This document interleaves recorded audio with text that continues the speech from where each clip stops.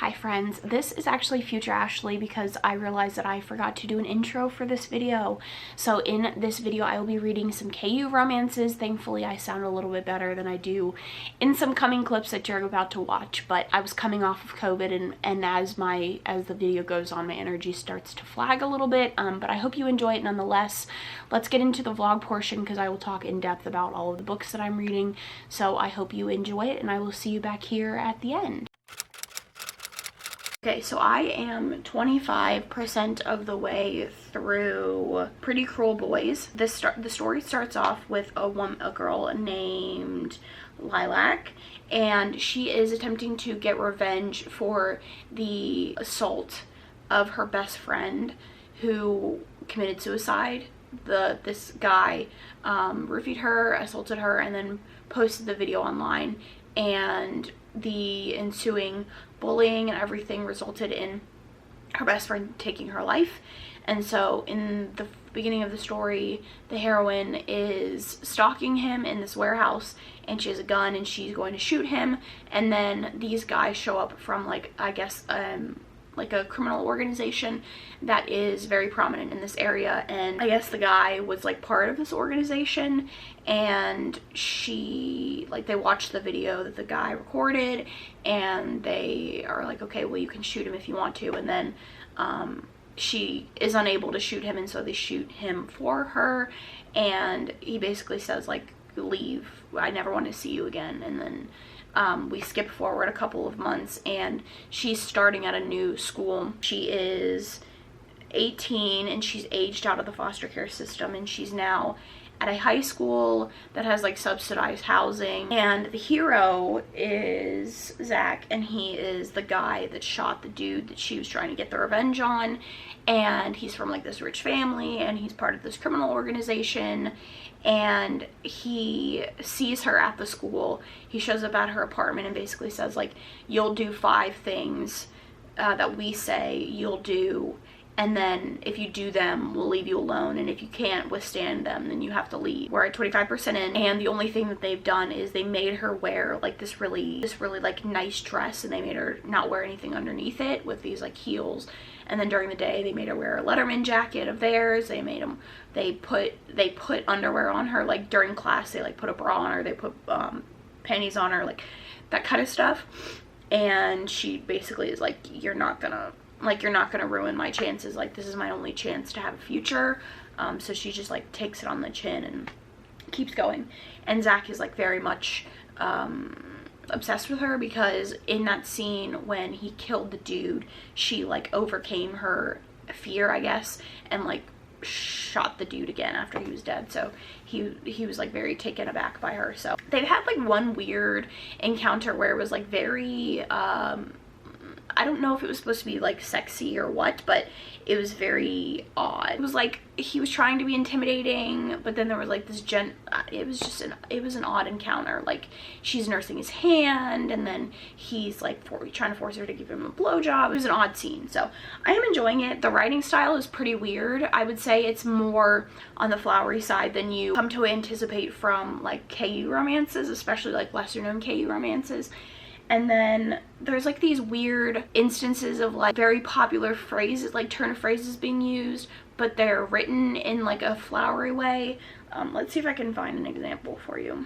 No, I can't really, I don't want to search like endlessly for it. Next time a weird phrase comes up, I'll highlight it so that I can read it to you. But I will come back to you again when I am at 50% and we'll talk about how I'm feeling about it. Okay, so I am 60% of the way through Pretty Cruel Boys, and I've been trying to figure out why this feels so disjointed. At this point, they're like fully in a relationship.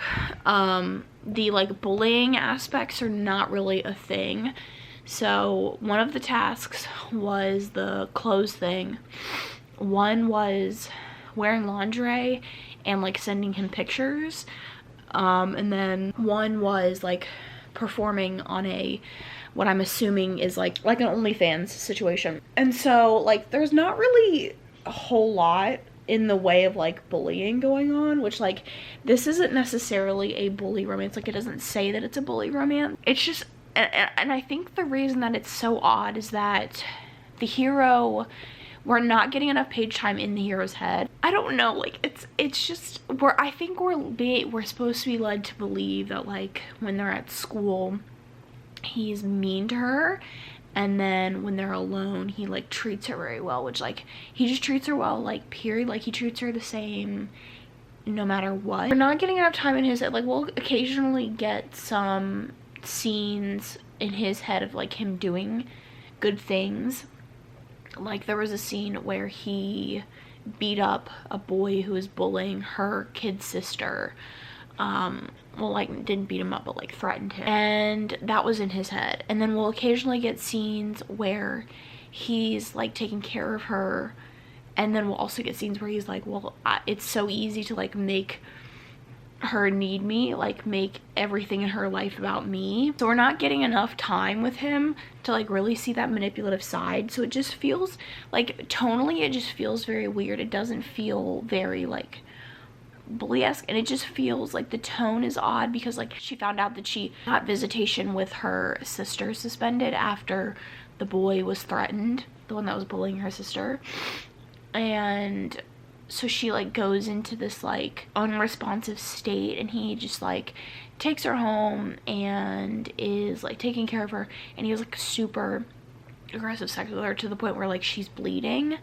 And it's odd, like it's just, I don't know how to explain the disconnect. Like I don't know where the disconnect is coming in, but I think if we got more points of view in the hero's head, like maybe the disconnect would not be there anymore, or maybe it would like settle itself. But at this point it's like an odd reading experience because I don't know what's happening, I guess. I don't know. Maybe we're being set up for like some massive like cliffhanger, and I don't know like where I'm sitting with it, because I don't know, like, is he obsessed with her? Like he's clearly obsessed with her, but in what way? And like how does the syndicate or like the crime organization, how do they like fit into all of this? Like now she's lost her job, so he's now like setting her up with a job with the syndicate, and like just trying to get into every part of her life. And I'm just a little bit confused on where we're going with this. So I'm gonna update you again, maybe at the 75% mark when I have something, if I have something to say, but definitely when I'm done. But at the moment it's like I'm a little lost. Okay, so I finished Pretty Cool Boys, and this is definitely not like a bully romance. And so I was like, well, what made Amazon, you know, like I googled bully romances on Kindle Unlimited, so what made this pull up? And in the description of the book and in the beginning of the book, it says this is a dark/bully romance and contains graphic violence, mature content, blah, blah, blah, blah. And like the synopsis makes it sound like it is, but it's really not. And like when you read reviews, it's pretty much everybody saying the same thing. So like if you are looking for a bully romance, I definitely wouldn't recommend this, because it's not. I did give this 3 stars. I think the largest issue with this book was that it didn't know what it wanted to do. Let me set you up so we can have a full conversation about this. I think the issue that this book had was that it didn't know what it wanted to do. It didn't know the sort of story that it wanted to be. The driving force behind Lilac is that she was separated from her sister.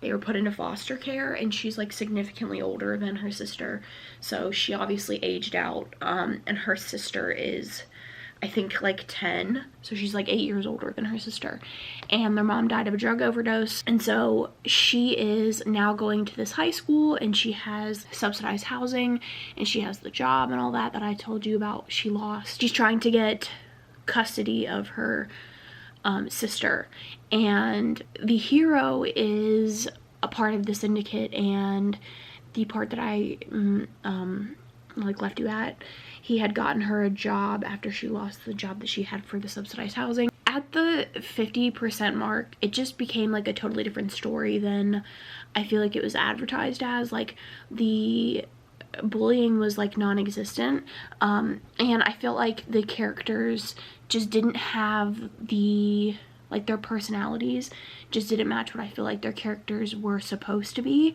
Lilac was supposed to be like this badass ex-drug dealer slash ex-addict, and we had these moments where she would stand up for herself, or she would stand up for the people in her life, and she was very cunning and you know, like the most intelligent person in the room or whatever, but we never really saw that anywhere else. Like the majority of the story, her character was very meek and mild and just got pushed around, and she never really like tried to take the reins on any other part of her life except these like random events where it was convenient for her to be like a badass. And the hero was like not also what I feel like he was characterized to be. So like the big deal with him is that he was molested when he was younger, and so he needs ultimate control in sex, and so when they first start hooking up, she like almost intuitively understands his boundaries. But with previous women, he would basically drug them with their consent and then have sex with them so that they wouldn't like touch him or anything like that.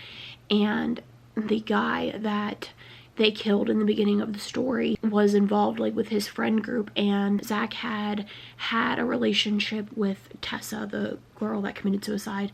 They had a consensual hookup, and after she was knocked out, the guy that they killed raped her. Zach was the one that leaked the video to get the rapist to like leave because he didn't want him there anymore, but he didn't know that, he didn't think that like she would ever even see it, and he didn't know that it led her to commit suicide. And so like that's really his like whole secret, and I guess like that was spoilers, so I'll go back and put spoiler card if you are interested in reading this.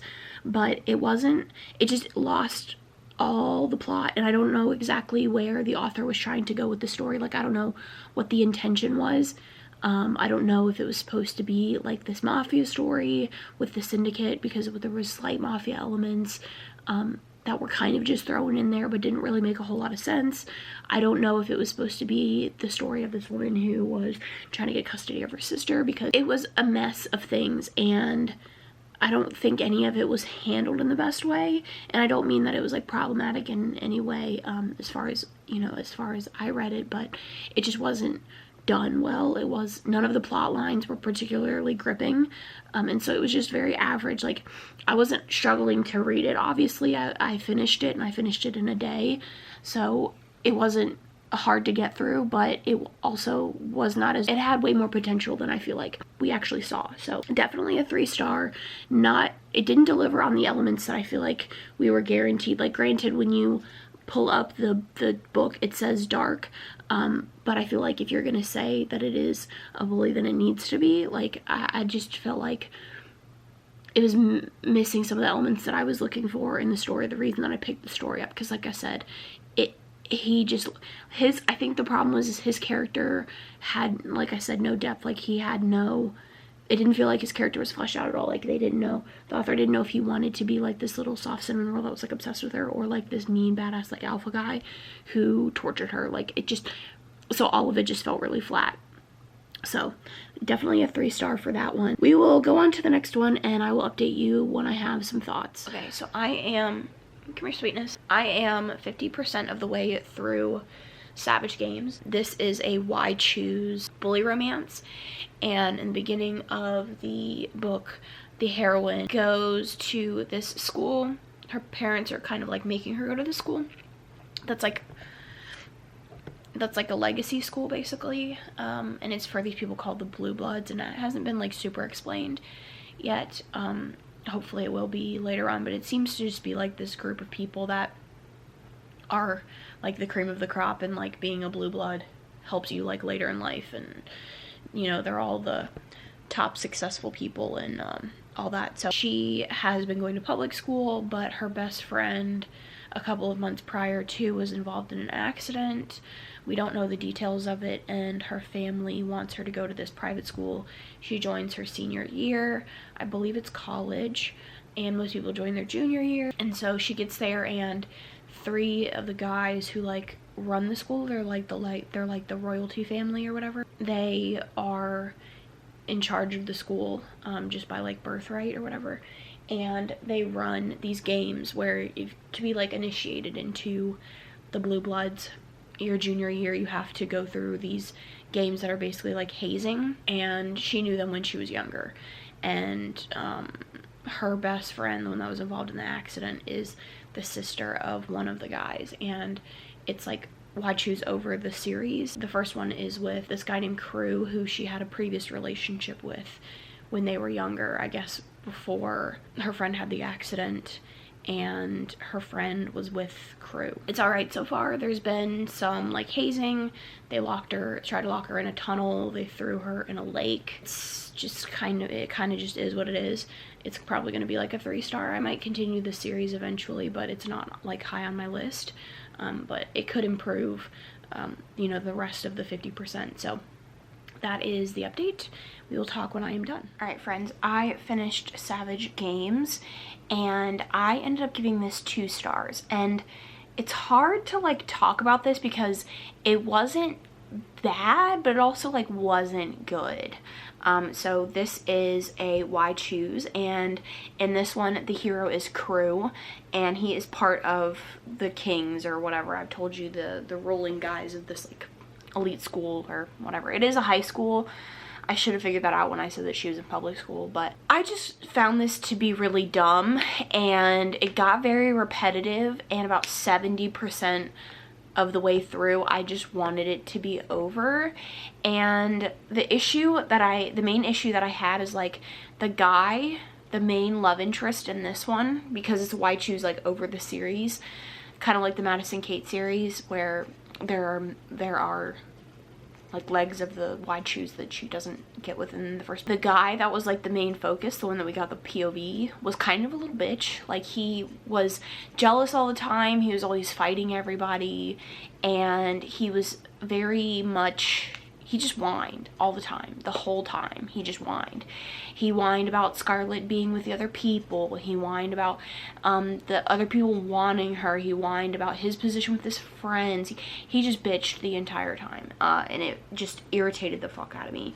And the plot line of like them bullying her or them putting her through hazing rituals was not as interesting as I was expecting it to be. And she also had like a side stalker that like was sort of a thing, wasn't really a thing. It kind of just like the bullying or the hazing like dissolved, and it became about the stalking, and like their romantic feelings for her or whatever just didn't really make much sense. And it just altogether like wasn't that good, and I wanted it to be over, and I really hard skimmed the ending. And like, I feel bad giving it a 2-star because it's not bad, but at the end there, like, I really just wanted it to be over, and I just don't feel like I can give something like that 3 stars. I then started Dirty Kingdom. This might be another Why Choose, I can't really tell. The synopsis says something about her making a deal with all of the Dirty Kings, which I'll get into, but I can't really tell. Everly, and in the beginning of the story we have a flashback scene of her and this young boy named Kingston becoming friends, and then he ends up having to move away. Like, they live next door to each other, and he has to move away because his parents separated, and now we are in their like senior year or something. And then one of the local private schools called Covington extends its like borders or whatever, so that he can become part of their, like, so that he can enroll in their school because he's like a really good footballer or something like that. And she ends up getting accepted to the school as well, and so he left, and they like said that they were gonna be friends, and he never contacted her, and now he's back, and it seems like he hates her. And so they have some bullying scenes. There's a scene where one of his friends, it seems like it's gonna be him and 2 of his friends, Archer and Trent, I think is the name of the other guy. She catches one of the friends getting a BJ. The girl ends up getting mad at him. He sees that she's watching, and then they hold her down and sort of like force her. It doesn't, like, she doesn't actually get the BJ, they just like put his tip in her mouth. But and then they're at a party, and her friend gets really drunk and she's being assaulted, and it's being videotaped, and it's like a whole group of guys that are assaulting her friend, and they step in and stop the guys, but they keep the phone that recorded her friend being assaulted, and basically said, like, if you don't want your friend's reputation ruined, because she comes from a really religious family, if you don't want basically your friend's life ruined, you will do whatever we say. I think the reason that Kingston doesn't like her is because I think her mom cheated with his dad and caused his family to separate, because they keep making comments about how her mom is a slut and she's a slut, blah blah blah blah. So right now they're just like making her perform tasks, and she's like at an underground fighting rink right now, and she's like a tribute or something, and I don't quite know what all that entails, because like I stopped right in the middle of the scene. I'm enjoying it more than I did the previous one. I think the guys are a little bit more believable. I would say the third guy, who I can't remember the name of, I think it's Trent, we haven't seen much of. They've had like a little dancing scene between the two friends and her, but I'm definitely a little bit more interested. I don't know what it is with like all stories being wide choose now. I guess like it was a trend, and so everybody wanted to make wide choose romances to like get on the trend, but I'm not tired of them, but I'm not tired of them, if that makes sense. Like I'm just coming across a lot of them, and it seems like any dark romance they say, like, oh, it has to be wide choose, and it's just kind of weird. So I'm gonna continue reading that. Like I said, I'm enjoying it more. The characters are a little bit more believable. The heroine seems to have some darkness inside of her that she keeps alluding to. She does have some suicidal ideation, and she mentions anxiety and depression. She also seems to be like into maybe something sexually, like rape, like maybe rape fantasy or something along those lines, because when they were doing some non-con, you know, she was into it. So we'll see how it goes. She keeps like alluding to this darkness that's gonna ruin, that she can't let out, and I think it's like anger and some other stuff, and I'm sure that's gonna come into play once we have some guys that are born of darkness or some baloney like that. So that is the update for these two books. I'm gonna come back to you when I have some thoughts about Dirty Kingdom, or whatever it's called, and we will see how I feel about it. Okay, so I realized I'd never wrapped up this book, and I ended up giving Dirty Kingdom 3 stars. This was very much another story that I don't know if it knew what it wanted to be, what it wanted to do. It kind of like just seemed to take all of these random plot lines from random popular books or random popular tropes and just like threw it in the story and didn't think about how it was going to fit or how it was going to make sense. None of the characters like stayed true to who they were or seemed to fit any sort of character mold that was previously set for them. There was a lot of like unnecessary, in my opinion, trauma. There was like this whole like sex trafficking ring going on with this Dirty Kingdom, which was like this underground fighting ring, and like it was just a lot of mess for absolutely no reason, and just I wouldn't recommend. Like I would say if you are looking for just like a fun out of the box story, pick it up, but even this one, it wasn't fun in that sort of way. So hi friends, I am here to wrap up this video because I have DNF'd 2 books since we last talked. So I DNF'd Punk and the Plaything, which was the book that I was most excited to read for this video because I had heard good things, but as I got a couple of chapters in, I realized that it is a series that follows a overarching plot, and I was missing some important details to even read to even understand the story. So I marked it as well returned to, and once I am in a place to read that series, I'll read it, and then maybe we'll put it in my next bully romance reading vlog. And then I also ended up DNFing Step Bully, which is a stepbrother romance, and they hook up like 10 to 15% of the way through, and that's just not really my thing. I've said many times I feel like it loses angst in the story, and the plot never carries it, and I gave it until about 40% of the way through, and I was just very quickly losing interest. So I hope you can forgive me for only finishing 3 books in this video. I'm going to leave down I'm gonna leave below my other Kindle Unlimited bully romance vlogs and some recommendation videos for bully romances specifically if you're interested. So make sure you check those out if you want some more bully content. Leave your thoughts down below on anything that I read, or recommend me your favorite bully romance. I would love to know. If you don't have anything to say, leave some sort of fighting emoji down in the comments. If you are looking for more content from me, make sure you check out my Instagram and my podcast Instagram. You can check out my podcast on all your favorite streaming platforms. Thanks so much for watching, and I will catch you guys in my next one.